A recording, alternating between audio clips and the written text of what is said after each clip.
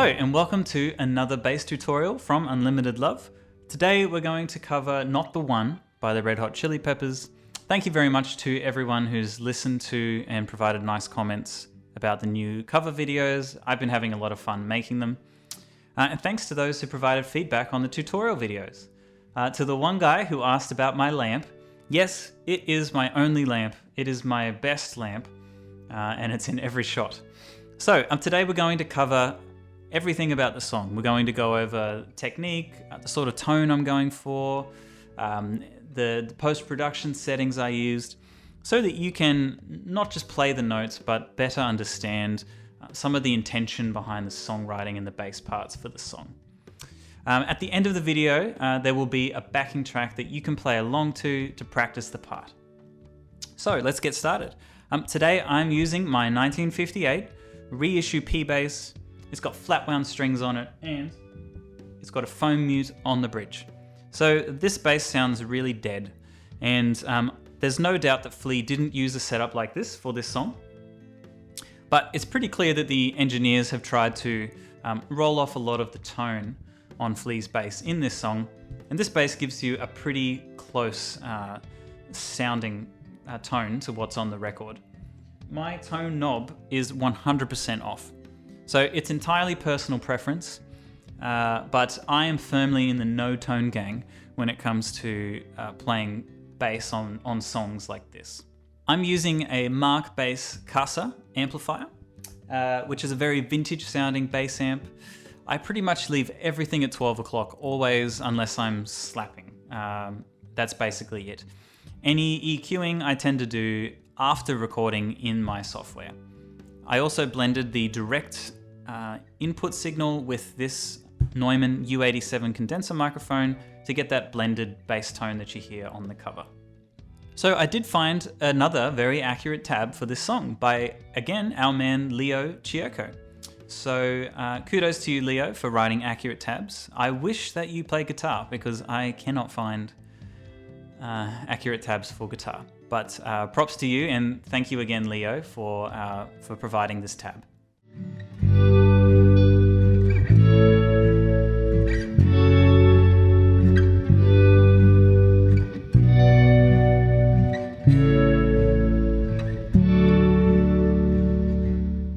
So this song is in D major, and it's definitely a slow building song. In the beginning, we have like a staggered start of the instruments at the beginning. And in the introduction, the bass is really just playing along the root notes of the chords. So we have G, A, F sharp, and then G, and then B, A, and back to D. So these last two, we're playing chords, which I think sound really nice. We have A and C sharp, so it's an A major chord. And then we have F sharp and D, D major chord. I think it's important in this introduction we play with a really light touch because we're sort of rolling into the song getting started. It also is going to give you a really well-rounded, fat bass tone.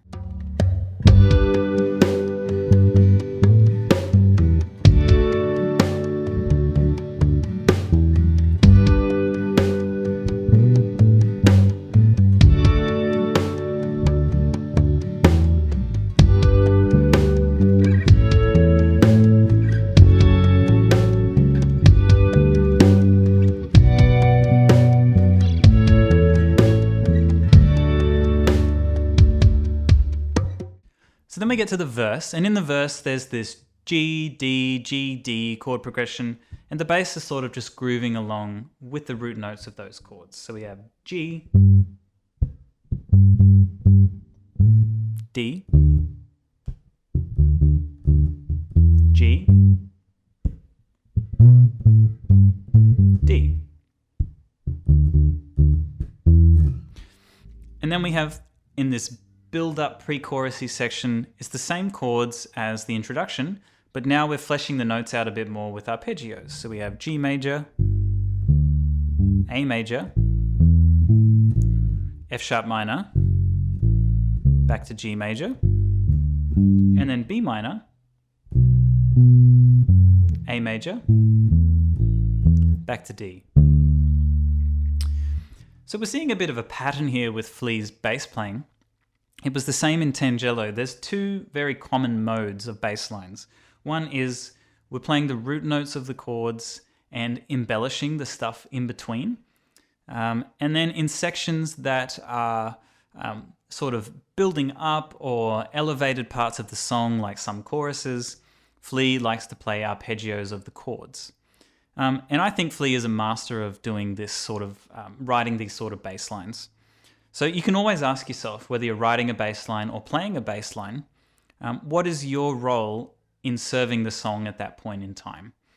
And two very common ones will be providing one, rhythm and groove to the song. So we see that a lot in the verses of the Red Hot Chili Peppers. The second one is providing color and harmonization. And the arpeggios are a really nice way of doing that. So Flea is really excellent at finding the melodies in between those chords. And that can be a really useful way of thinking about your bass lines.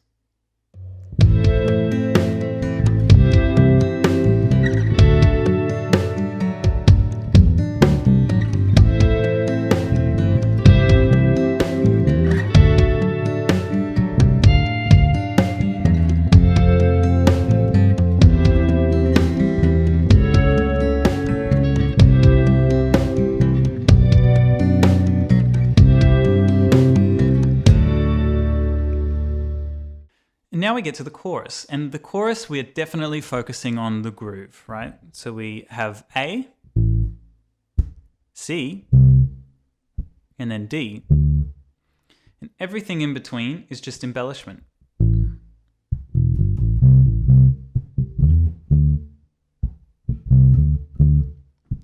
And I'll try my best to explain this part. From here we move to F, and then E, and then C sharp, C, and then back to B. So this is sort of a chromatic run that creates tension in the song. I'll go into it in a bit of detail, and don't worry too much if you don't understand everything I'm saying. This first A minor chord in the chorus is a key change. So the verses were in D major. Now we're moving to what's sort of an A Dorian scale. If you don't know your modes, A Dorian is basically like a G major scale, so except we're starting on A. Another way to think of this is it's the same as an A minor scale, but instead of this -6, the F, we're playing a major 6, so F sharp. And what this does is it allows us to accommodate that D major chord.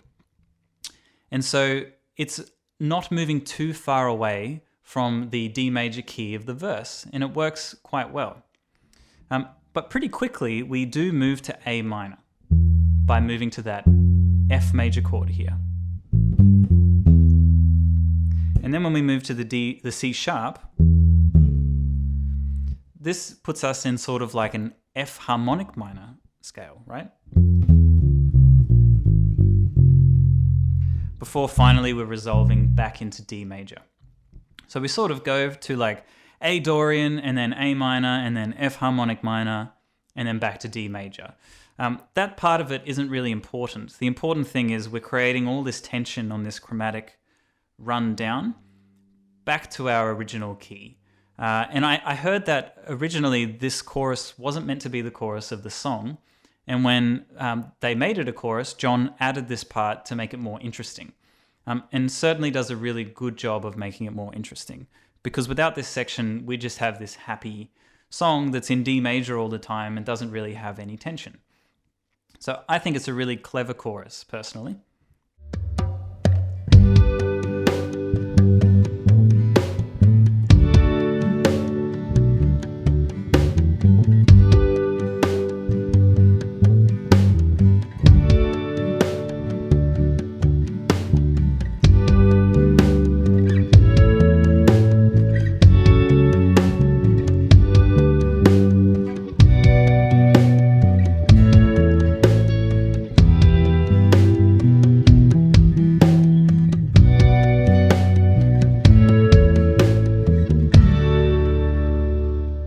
So the second verse is very similar to the first. We're just playing between the G and the D chords and embellishing the bits in between.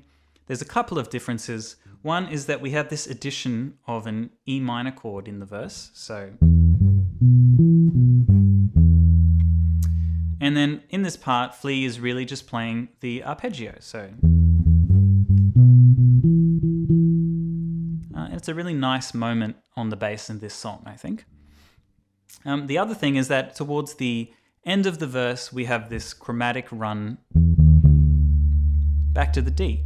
And I point that out because in the chorus, we have this precedent of that chromatic descending tension. And now that there's this precedent, it doesn't sound out of place at all to start throwing in chromatic notes into the bass lines.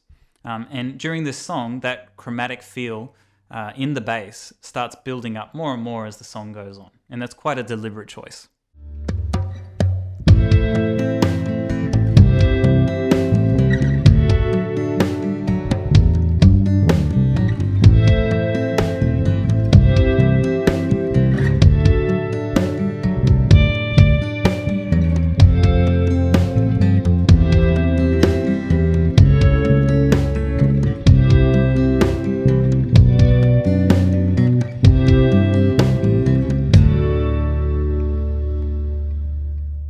So the second chorus is very similar to the first.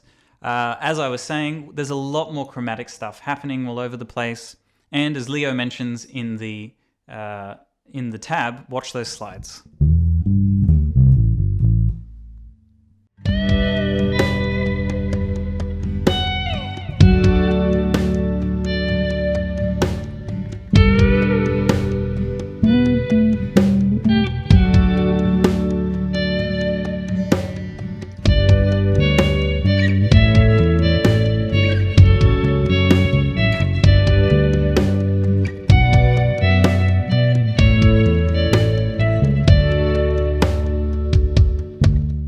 So there's no bridge in this song, and as is very common for Red Hot Chili Peppers songs, the bridge is replaced by a solo or an instrumental middle eight.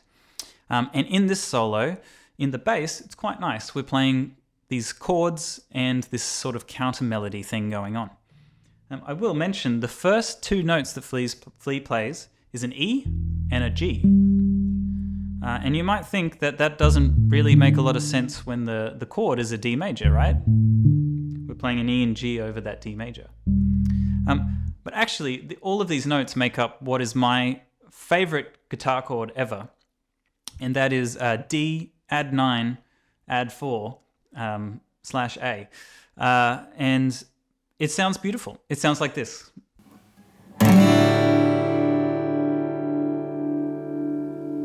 So even though it feels a bit weird, that actually is a really beautiful guitar chord, and I use it all the time. In fact, on the acoustic part of this song, which isn't in the original song, I play that chord in place of a D major chord a lot of the time. So it might seem a bit weird, but it totally works. And then we have one more chorus after the solo, which is essentially the same as the others, but with some minor changes in the embellishment.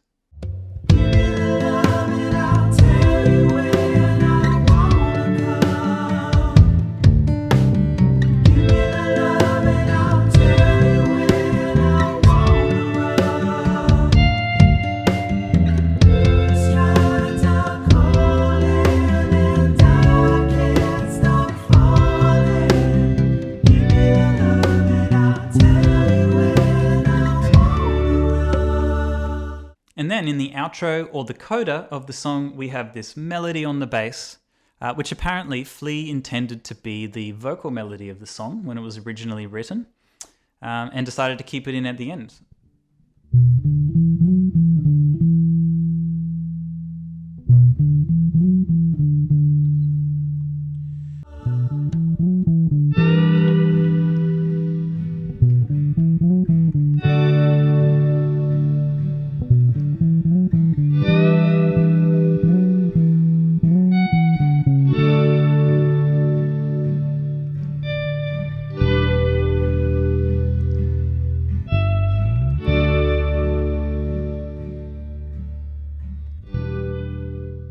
I think I like the melody Anthony wrote a little better, but anyway, I hope that helps.